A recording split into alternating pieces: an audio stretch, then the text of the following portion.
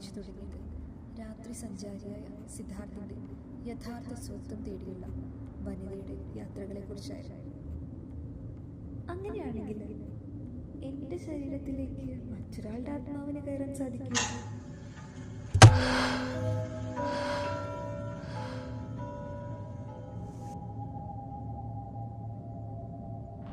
ജാതിയോ മതമോ എനിക്ക് ഉപേക്ഷിക്കാം.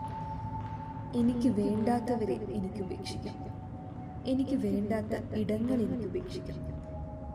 എന്നാൽ സാധാരണക്കാരനായ ഒരു മനുഷ്യന് ഉപേക്ഷിക്കാൻ കഴിയാത്ത ചില കാര്യങ്ങളുണ്ട്. അവൻ്റെ നിറം, രൂപം, പരിമിതികൾ. ഇതൊന്നും ആരുടെയും സ്വന്തം തീരുമാനങ്ങളല്ല. എല്ലാം അറിഞ്ഞിട്ടും എന്തിന് സമൂഹമേ അതിൻ്റെ എല്ലാം പേരിൽ നിങ്ങൾ ആളുകളെ വിധിക്കുന്നു. എൻ്റെ മരണം എല്ലാത്തിൻ്റെയും ഒടുക്കവും തുടക്കവും. ബാണാസുരൻ നിങ്ങളെ രക്ഷിക്കട്ടെ.